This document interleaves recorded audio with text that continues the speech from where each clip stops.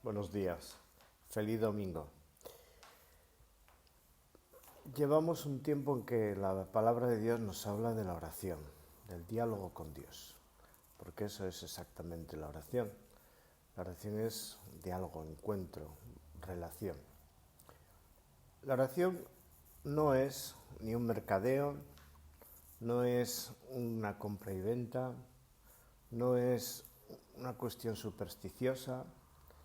En la oración no cabe la soberbia, no caben los iluminismos, es decir, pretender ver a Dios hasta en sueños. No caben tampoco las componendas ni los costumbrismos.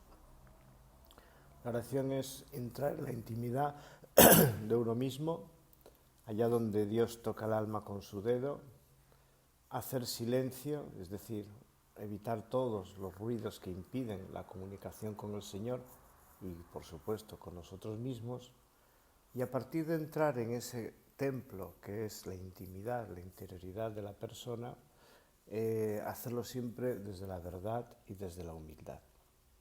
Catalina de Siena decía que todo comienza por conocerse a uno mismo. Hablaba de la persona, del interior de la persona, como la celda interior, el lugar del encuentro específico con Dios. Pero un Dios que se ha revelado en Jesucristo, por tanto, no es una idea de Dios, es Dios de carne y hueso, concreto. El maestro Eckhart hablaba de que cada ser humano es un templo, el templo donde Dios habita. Teresa de Jesús hablaba de la oración como yo sé que me mira y yo le miro. Hablaba de la oración como sentirse acogida y rodeada por el gran misterio que es Él, por la vida que es Él, por la plenitud del ser que es Él. A la oración no se puede entrar desde la soberbia. No se puede entrar en el templo de Dios, es decir, la intimidad de uno mismo, desde pensar que uno va, a centrar todas las miradas o a ser el centro de todas las espiritualidades, o pensando de sí mismo que tiene algún derecho delante del misterio de Dios. Delante del Señor solamente cabe la postura del que se queda atrás, del que con humildad entra en el templo del Señor y reconoce su verdad, su fragilidad, su vulnerabilidad. Y desde ahí el corazón se expande y se abre. Decía el maestro Eckhart que había que hacer un poco como hizo Jesús cuando entró en el templo de Jerusalén, liberarlo de mercaderes y de mercancías, liberarlo de todo lo que no es Dios, dejarlo bien vacío, porque solamente así el Señor puede habitar en ese templo sin ningún tipo de contrapartida, sin ningún tipo de prejuicio, sin ningún tipo de precaución. Hay una anécdota que, la he visto ya varias veces, pero entré una vez en una casa a saludar y a visitar a una serie de personas y encontré que tenían un San Pancracio vuelto cara a la pared. Y me extrañó, digo, uy, tenéis el San Pancracio al revés. Y dice, no, está castigado. ¿Y por qué está castigado? Pues porque, claro, San Pancracio, dinero y trabajo, y aquí dinero poco, trabajo, en fin, de aquella manera. Así que hasta que no funcione no le damos la vuelta y no le hacemos caso. Bueno, esto es a lo que me refiero cuando hablamos de mercaderías, ¿no? Si Dios hace esto, yo hago esto otro, la contrapartida. Si Dios actúa así, yo voy a misa. Si Dios hace esto por mí, yo pongo una vela no sé dónde. Si el Señor hace esto no sé cuánto, la contrapartida. Eso no es oración, eso es mercadeo.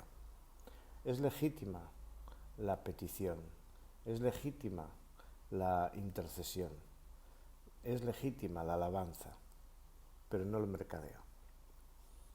Delante del Señor hay que entrar con humildad.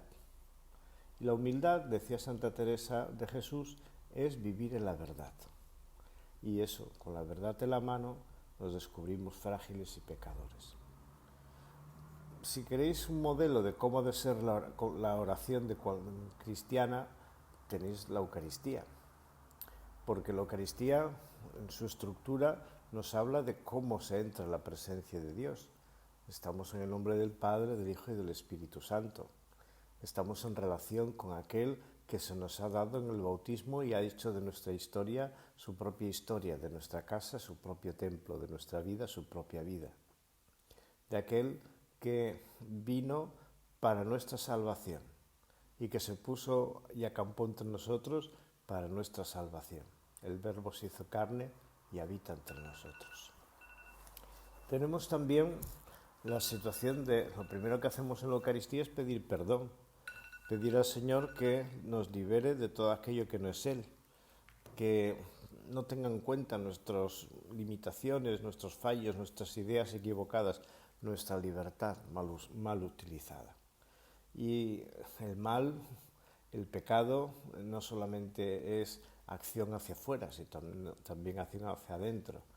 El odio, el egoísmo, dar la espalda al Señor, el que el seguimiento de Jesucristo no sea el centro de nuestra vida y la prioridad de nuestro existir. Pero también el que hacemos con el hermano, nuestras actitudes. Pedimos perdón al Señor por lo mío y por lo de los demás, y pedimos a los demás que también intercedan por mí. Y esta petición de perdón nos coloca en capacidad de escuchar al Señor, porque nos hace entrar en una comunión con Él, porque Él viene a nosotros justamente para cargarnos sobre sus hombros, para cargar su vida sobre nuestra vida, y así caminar junto con Él, caminar gracias a Él y avanzar con su presencia y por su gracia. Y la Eucaristía se escucha de la palabra de Dios.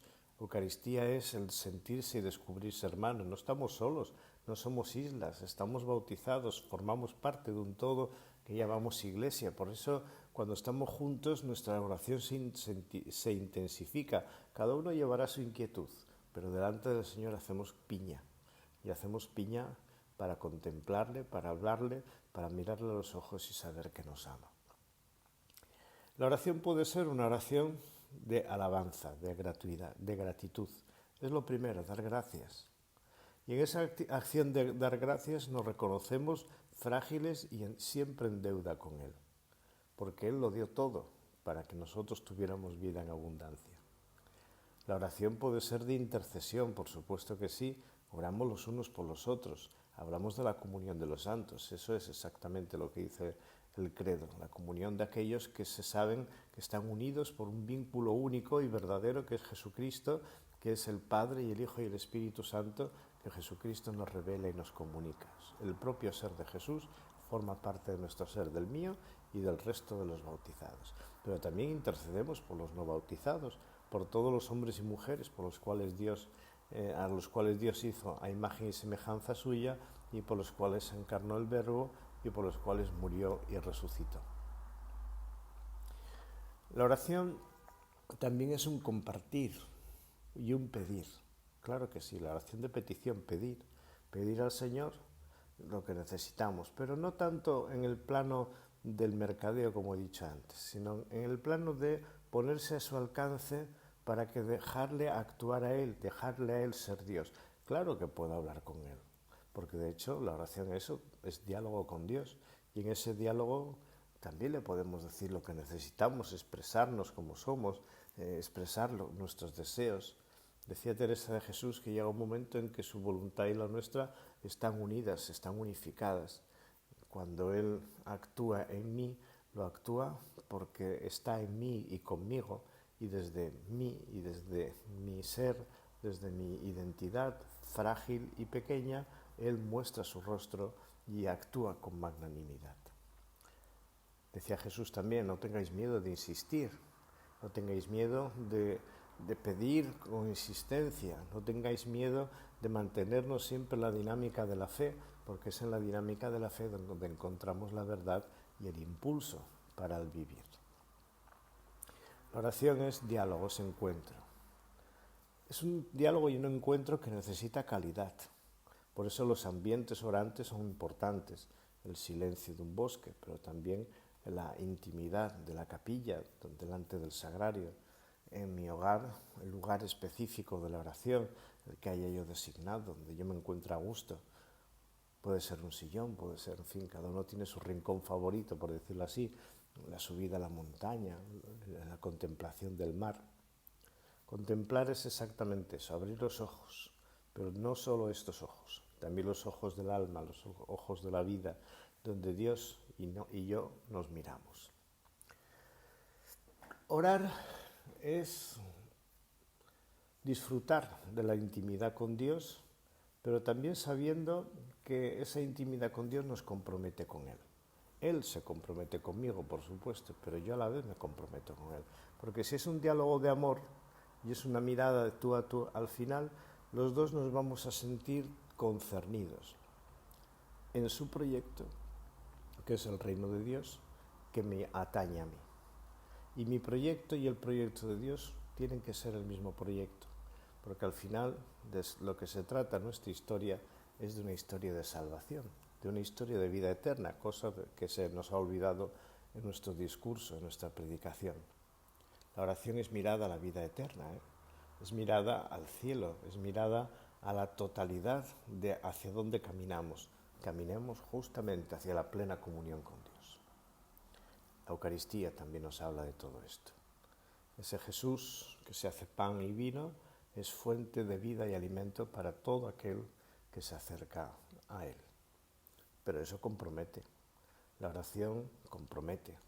Pide cambios, pide decisiones, pide actitudes. Pero es justamente el Señor quien con su Espíritu va a ir transformando, transfigurando nuestra historia en una historia de salvación. Y lo hará de forma individual, personal, pero también de forma colectiva, porque todos estamos llamados a participar del ser de Dios. Dice San Pablo en la carta a los Efesios que Dios quiere ser todo en todos.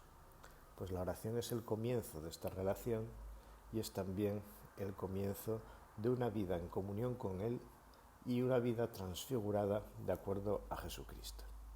La mejor manera de empezar a orar es ponerse detrás del Señor, detrás de Jesús, mirar a Jesús y desde Jesús pronunciar esas palabras que Él mismo nos enseñó, con delicadeza y con convicción. Padre nuestro que estás en el cielo.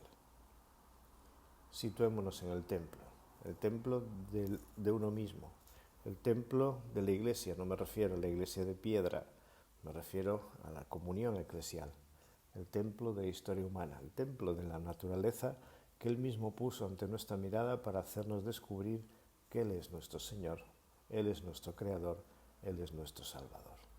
La oración es un diálogo del Señor conmigo y del yo con el Señor. Pues entremos en ese diálogo desde la humildad y desde la apertura del corazón para descubrir la alegría de la fe. En el nombre del Padre, del Hijo y del Espíritu Santo. Amén.